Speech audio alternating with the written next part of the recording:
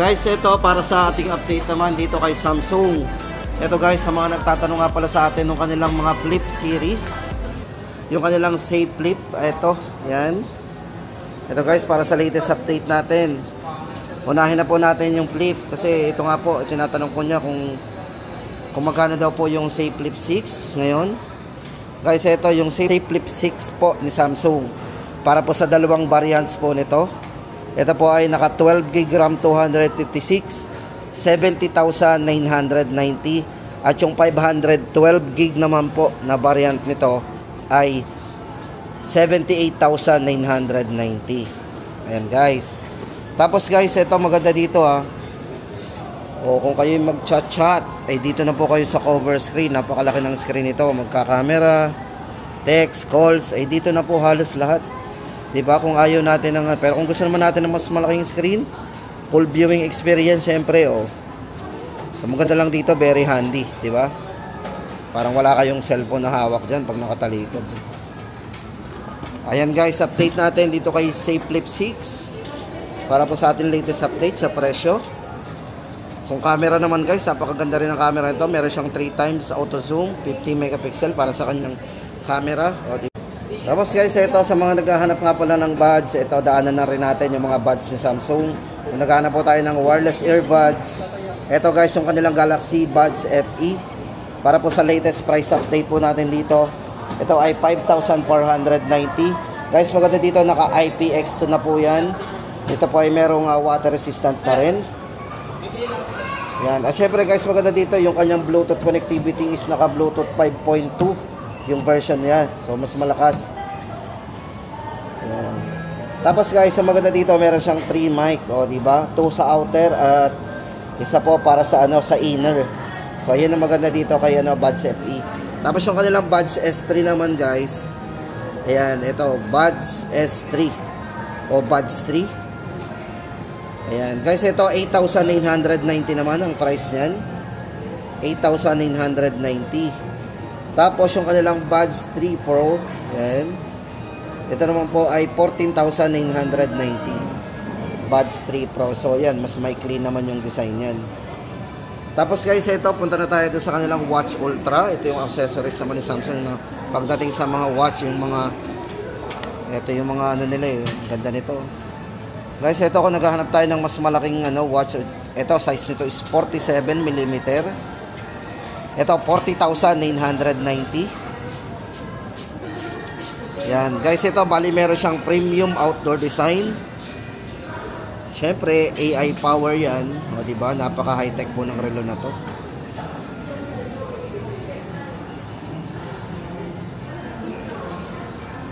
Pwede nating palitan yung mga nito customize.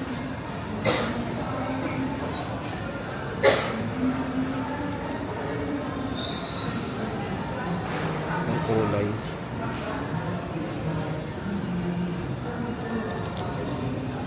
Yan, tama-tama guys yan, pang powerful exercise experience po yan, yung kanilang Watch Ultra. Guys, ulitin po natin ang price ito, 40,990.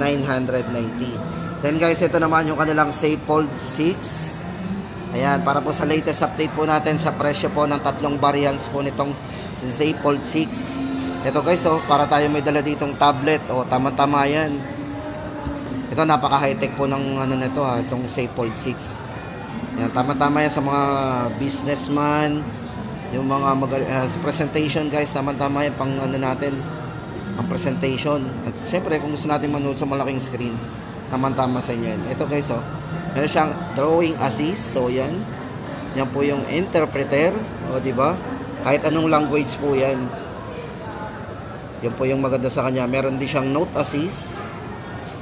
Circle search with Google, yan, di ba? Search na lang po yung subject, isa-search na po yan ni Google. Ganun siya ka-high-tech. At syempre, ecosystem yan, connected sa mga nila accessories. At syempre, performance, our immersive smartphone gaming. So, sa mga mahilig maglaro, gamit ang malaking screen, ito.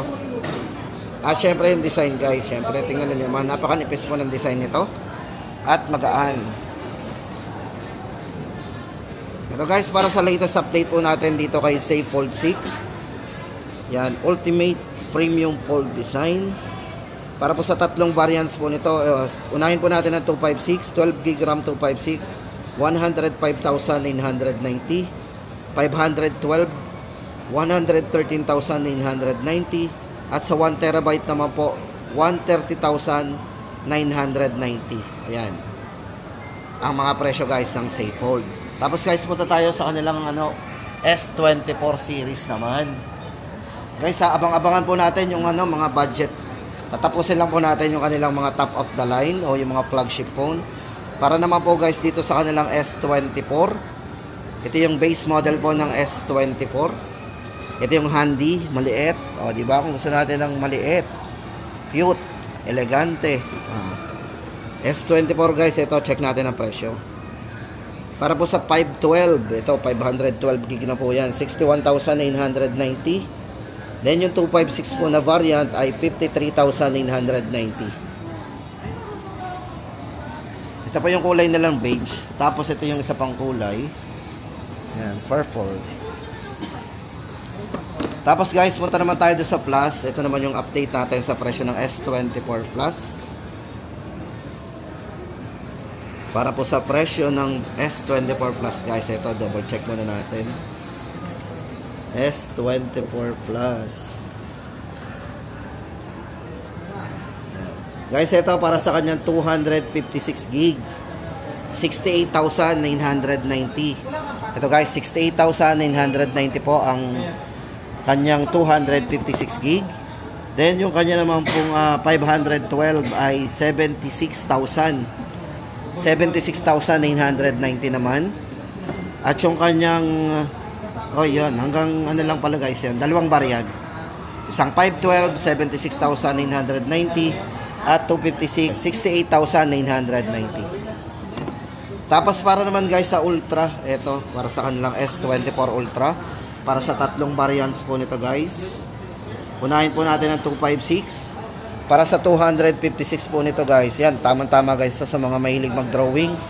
Eto guys, gamitin nyo yung S Pen nito. Ang dami nyo magagawa pag gamit ko yung kanyang S Pen. Diba? Real paper with real pen. Talaga yung may experience po natin dito. Promise. Sobrang smart talaga ng kanilang pen. Pwede kayo mag-painting dyan.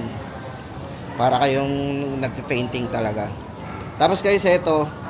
Dito sa presyo po ng tatlong variants ito. Sa 256 po, 84,990. Then, yung kanilang 512 ay 92,990 and 106,000 po para sa 106,990 sa 1 terabyte. Ayan guys, ang ating latest update sa tatlong variants po ng S24. Ayan na guys, punta na tayo doon sa kanilang Ito nga pala guys, sa mga naghahanap nga pala ng S23. Dito kay Samsung, yung kanilang S23 guys, baka nagtatanong pa po dyan. Para po sa kanilang 256 gig. Ito guys, maganda dito, updated na po to ha. So para sa mga latest po na ng Samsung, ito talaga to, updated na rin. So ayan, baka naghahanap po tayo ng S23. Ito pala yung S23. S24 pala guys, itong hawak na to. Ayan, ito pa yung S23 Ultra. Para po sa presyo guys ng kanyang 256. Yan. 68,990 po ang 256 nito. Then yung kanyang 512 ay 76,990. Yan guys ang ating aabangang mga presyo ngayon ng S23 Ultra. Especially guys sa mga concept store po. Para legit po yung mga presyo. Tapos yung kanilang S23 FE guys, ito naman ang ating presyo sa S23 FE. Ito yung pinaka-budget na pagdating sa mga flagship phone ni Samsung. Yan. S23 FE guys, para sa 128 po niyan, 31,990 at 34,990 naman kapag 256 gig. O yan guys sa mga naghahanap dyan. At baka naghahanap pa po kayo ng S23 FE. Tapos guys, ito, punta na tayo sa kanilang mga entry level at yung kanilang mga mid-range o yung mga mid-range phone. Yan nga po. Ito guys, unahin na natin yung kanilang A06. Ito po yung bagong model po ni Samsung pagdating sa mga entry level. Yan, A06. Ang ganda ng design. Guys, check muna natin yung design nito. Ito guys, naka side mounted fingerprint. Ito guys, para sa dalawang variants po nitong si A06. Ayan, meron po itong 64 gig. Meron siyang 4 gig RAM 64. Para po sa isang variant na yon ay 5,790. Wala pang 6,000 guys, 5,790. Tapos yung isang variant po na 128, kung gusto natin ng 128, 6,790. 6,790. Ayan guys, ang update natin sa bagong release po ni Samsung na budget phone, A06. Tapos guys, ito naman yung kanilang A15 LTE. Ito guys, may dalawang variants po itong A15 isa ay 5G, ang isa ay 4G o yung LTE. Ito para po sa kanyang para po sa 4G 128 gig po nito, 8,990. At para po sa 256, 12,990. Yan, para po doon nga pala sa RAM guys nito, magkaiba po ang RAM nito. Ito ay yan, 8 gig RAM 256. Yan, check natin. 8 gig RAM 256, 12,990 at 4 gig RAM 128, 8,990. Yan guys ay A15 LTE. Ito po yung A15 LTE. Ito, pagdating po sa chipset guys, ito ang ginamit po dito is yan. Dimensity 6100 Plus. Yan. Para sa mga nagtatanong nga pala ng chipset na ginamit ng A15 LTE. Dimensity 6100 Plus. At nga pala dito nga pala guys kay A06 ay naka G85. Helio G85 ang gamit dyan.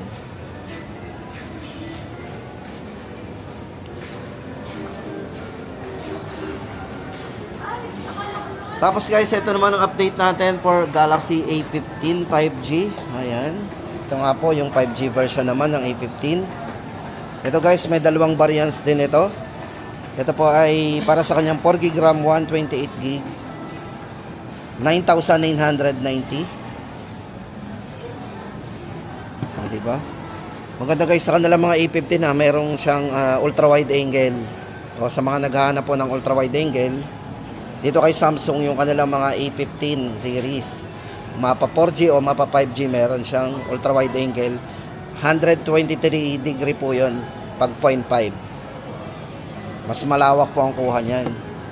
Ito guys, para naman doon sa kanyang 256 gig na variant, kung gusto natin ng 256 po nito, 13,990 naman po ang presyo. Yan, ulitin po natin ang price guys. 128, 9,990. At yung kanyang 256, 13,990. Tapos guys, ito good news para dito kay A25 5G. Yan. Ito naman yung kanilang A25 5G para po sa kanyang dalawang variants din guys. 128 po nito. Ito ay naka 6 gig RAM 128. 14,490. At 17,490 naman para sa 8 gig RAM 256. Ito guys, para sa kanyang chipset, ang ginamit po dito is naka Exynos 1280 chipset ang ginamit. O yan, sa mga nagtatanong, yan guys, na may bibigay natin. Tapos guys, double check natin sa screen yung mga iba pang mga specs ng mga unit na to. Para magkaroon tayo ng idea guys, ilalagay natin sa screen. May 10 times zoom pala to 1.5 para sa ultra wide angle. Check na natin yung screen. Full screen. Diba ultra wide lawak ng kuha. No, hindi na tayong umatras. Guys, yun ang benefits ng ultra wide Hindi kayo aatras sa pwesto nyo, lalo't malapit lang yung kukuhanan natin, tapos marami sila. Diba? Kasya kayo lahat dito. Yan guys, ang benefits ng ultra wide. Yan guys, para dito sa kay A25 5G. Yan po yung ating update. 14,490. May less 500 pa po yan guys, magiging 13,990. At yung kanilang 17,490 magiging 16,990 para sa 256. Tapos lipat na tayo guys, ito for A35. Para po sa latest update po natin dito kay A35. 20,990 para po sa isang variant na yon na 8GB RAM, 256GB. Ito guys, check natin yung design nito. Napakaganda naman ang design nito. Feminine na feminine.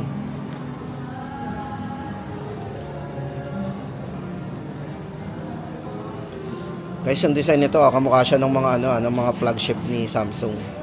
'Di ba? Yung identity niya parang talaga, parang pang flagship ang dating. Pero ito po yung mid-range. Yan, A35 5G. Yan, 20,990, 8GB RAM, 256. Tapos yung kanilang A55 5G naman guys. Yan, ito isang variant lang din po to guys, 8GB RAM, 256.